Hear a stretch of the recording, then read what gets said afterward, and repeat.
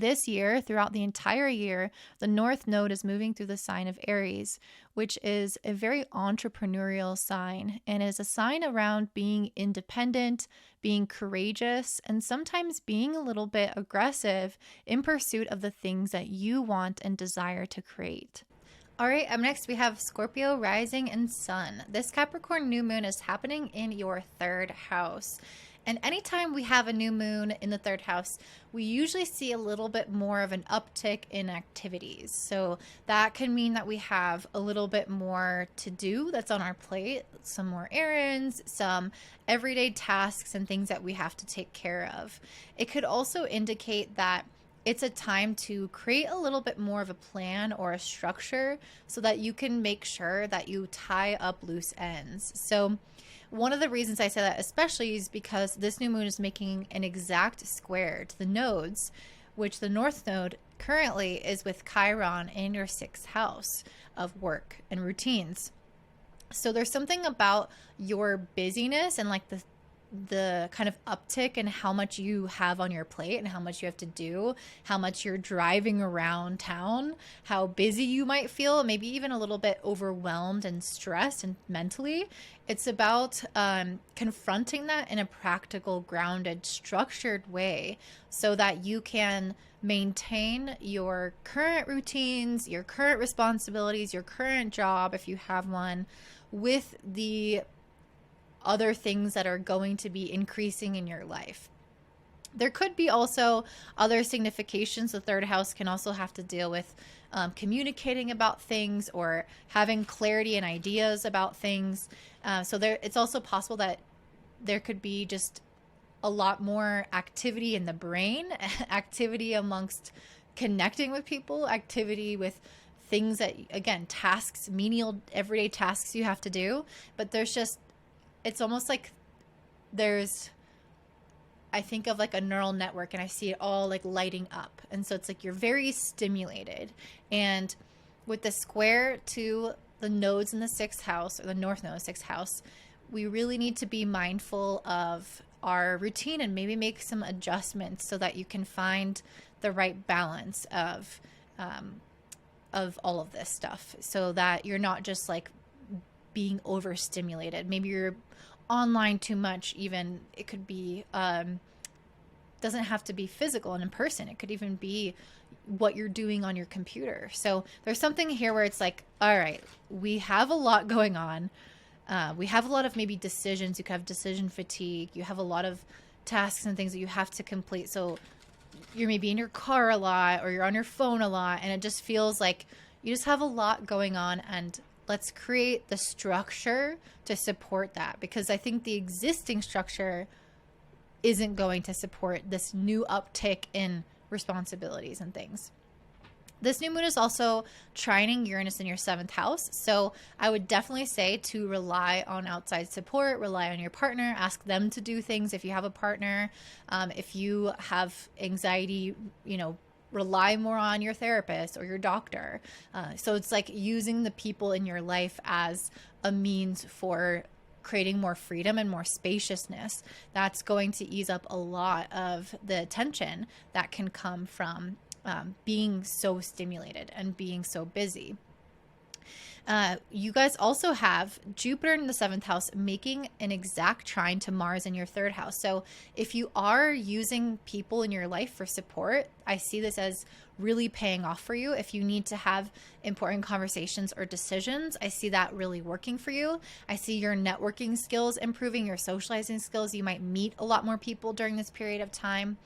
Again, because there's a lot going on in terms of the mind, communication, and activities. It's kind of like you're flitting all around, having important conversations, doing transactions, this and that, and you're going to just naturally meet more people and have more going on in general. So I see that, again, there being a lot of energy, but also positive energy, like support from people, good relationships, good conversations, good ideas, like things that are relatively uplifting, I would say.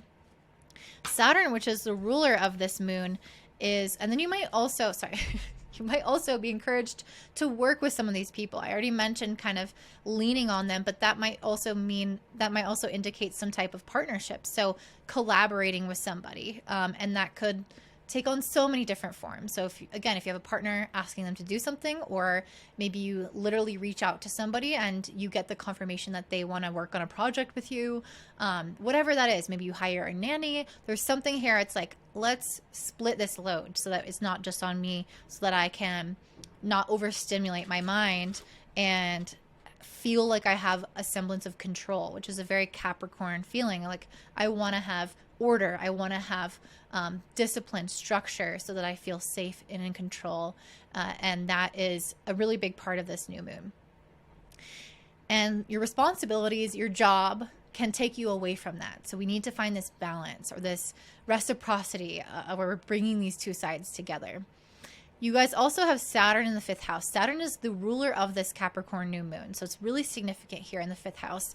It's trying to have you work more on establishing things that are really fun for you. And this could be so different for everybody. But when I had Saturn move through my 5th house, I went from being a little bit of a workaholic to somebody who really took a huge step back and put that energy into hobbies. I started to do aerial yoga. I started to crochet and paint and hike and do all these, like skiing and all these outdoor activities and things that felt like they were just for fun. I was taking that more seriously. Saturn in the 5th house could be a journey like that for you. It's a year-long thing, so it's going to be throughout the year. It's not particular to this transit necessarily, but it is highlighted during this transit because it's a Capricorn new moon. So you might be really busy, but Saturn still wants you to be busy with things that you really like doing. It's like, I'm not just going to be busy with responsibilities only. There, you might see a little bit of this contrast too, where it's like your responsibilities are fighting with other interests of yours, other busy activities of yours that feel fun. So there could be a hobby or time with your children, or things that you want to do to put yourself out there more, socializing, dating, traveling. All those kinds of things could feel like they are really requiring your attention and wanting to pull you away from your work a little bit. And so it's like, again, having this nice balance. Saturn sextiles Jupiter in the 7th. So I really see, again, relationships being solidified here. And it's also sextiling Mars in the 3rd. So I definitely think it's encouraging you to make sure that some of that energy, some of that stimulation is being spent on the fun things in your life. You guys also have Venus in Sagittarius in your 2nd house, and it's making a trine to Chiron in the 6th house. So this is about learning how to manage your energy, because with this 8 of Swords, it came out kind of in reverse, but it also, it doesn't really matter. Upright or reverse, there's maybe a tendency with this overstimulation and with having your hand in lots of buckets, or having lots of things that interest you, things to do around the house that you enjoy, maybe fixing up around the house, for example. All of that can take time. It can take money. It can take energy. And it can cause you to have sometimes anxiety, especially with Venus in the 2nd. There is a little bit of a desire to focus on what brings us stability, focus on what brings us money, focus on the things that we own and taking care of the things that we own. But really making that money is really what I'm saying. So I think that having that come in for you is what is going to alleviate some stress in your life. Knowing that you have consistent income, knowing that you're putting energy towards your job and making sure that everything is taken care of in terms of money management and being responsible, that's going to help alleviate a lot of stress for you. So we don't ever want to drop that ball either. So it's like, how do we have this right balance of managing the things that you're really busy with while also being responsible financially and with your existing job or responsibilities, and making sure that you got that bag. So it seems kind of like, for you guys, it seems like a very like everyday kind of mundane type of transit. It doesn't feel extremely significant, but it feels like just really busy, very stimulated. So finding out how you can relax might really help you with this one, although I'm not necessarily seeing that too much.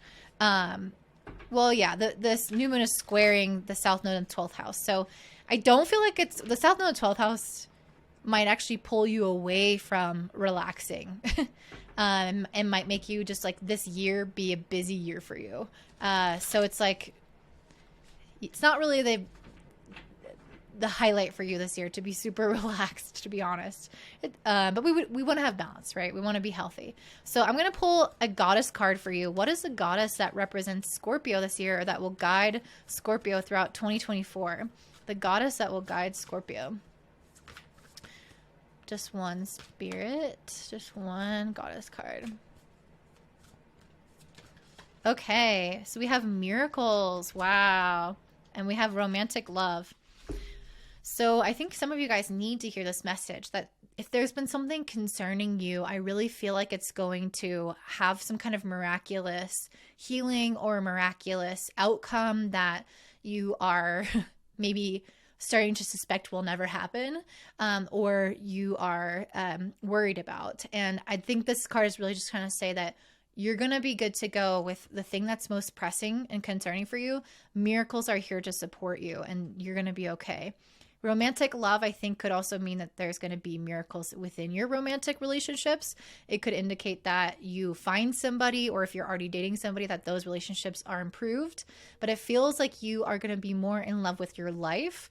And I think that's just inherently going to spill out into your relationships and really make your relationships so much more profound and easygoing. Because I think even though you might be busy, I feel like you're doing things that you enjoy, and there's maybe some added satisfaction this year, which is, again, Saturn 5th house year. Let's really work on the things that make me feel happy. And ultimately, I think that that's going to help you a lot. Also, you have Jupiter moving through your 7th house of relationships. So you're attracting all these really amazing people to you, and you're enhancing your relationships. They feel like they're growing. They feel like they're expanding or improving. And challenging yourself with these relationships in a good way, in a positive way.